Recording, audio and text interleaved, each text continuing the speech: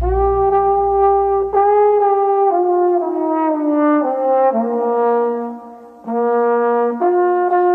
bien, chrétien. Médite bien.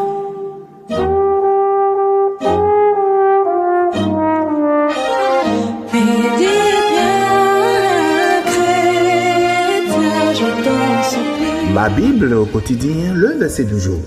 Colossiens chapitre 3, le verset 17, je cite.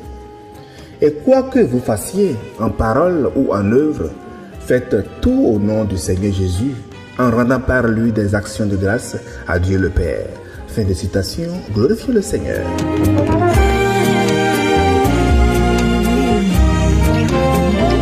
Alléluia, bien-aimés auditeurs et auditrices de notre Seigneur Jésus-Christ. Vous savez, le verset que nous méditons aujourd'hui est une pépite parce qu'il se trouve caché au cœur d'une lettre écrite par l'apôtre Paul à une jeune église qu'il n'avait jamais visitée en personne. Je vais parler des Colossiens. Les chrétiens de Colosse d'antre-temps, qui était une petite ville de la province d'Asie, vivaient au milieu d'un monde religieux très confus, traversé de philosophies très trompeuses et de spiritualité des fois très séduisantes, et ça s'apparente bien à ce que nous vivons aujourd'hui. Et voilà que Paul, depuis sa prison, leur dit « Quoi que vous fassiez, faites tout au nom du Seigneur Jésus. » Bien-aimés, remarquez d'abord, l'apôtre n'écrit pas quelque chose, ni les grandes choses, ni les actes, soit religieux ou autres.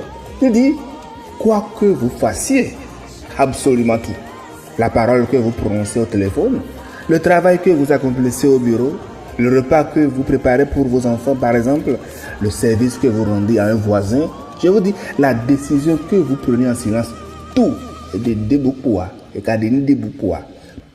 Puis dans le verset vient cette expression, au nom du Seigneur Jésus-Christ. Vous savez que nous prions, lorsque nous faisons nos prières, nous finissons toujours par au nom de notre Seigneur Jésus-Christ. Et Paul nous le dit ici également. Dans la Bible, bien aimé, agir au nom de quelqu'un, c'est agir sous son autorité, en représentant sa personne, en portant ses valeurs. C'est ce que faisait le serviteur d'Abraham lorsqu'il partit chercher une épouse pour Isaac.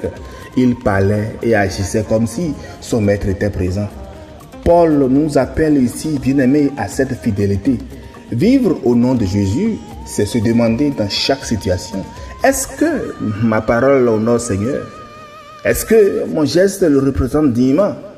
C'est porter le nom de Christ comme un vêtement, non comme une étiquette, mais comme une identité que nous avons et que nous démontrons. Et Paul ne s'est pas arrêté là dans le verset. Il ajoute, en rendant par lui des actions de grâce à Dieu le Père. Voyez bien ce qu'il dit. Tout ce que nous faisons au nom de Jésus devient alors un acte de reconnaissance envers qui? Envers le Père, notre Dieu. Notre vie tout entière se transforme en une longue action de grâce que nous rendons à notre Père. Chaque geste devient une prédication, une exhortation. Chaque parole devient une prière. Chaque jeûne devient une offrande. Le Christ est le chemin par lequel, bien-aimé, notre gratitude remonte vers le Père comme l'encens qui s'élève vers le ciel. Alléluia. Mais bien-aimé, comprenons encore plus en profondeur le verset. Paul ne nous demande pas ici de multiplier des actions religieuses, de faire de m'as-tu-vu ou pas, non. Il nous invite à une transformation de regard. Il ne s'agit pas d'en en faire plus, mais de faire autrement. Celui qui balaie par exemple la maison du Seigneur, en pensant au Seigneur, glorifie Dieu autant que celui qui prêche dans une assemblée.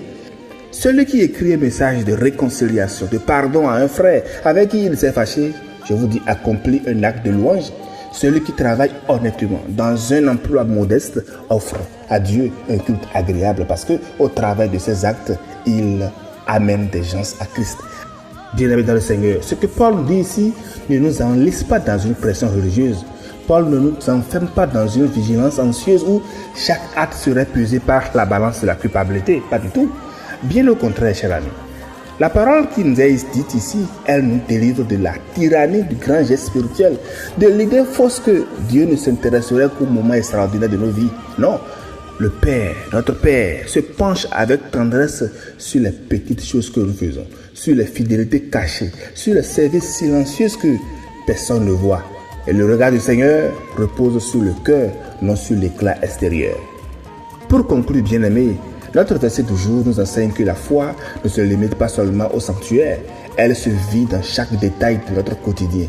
Là où nous sommes, Christ veut être plus visible à travers nous. Bonne méditation et agréable journée à toutes et à tous dans la paix et la miséricorde de Christ Jésus. Alléluia chez vous.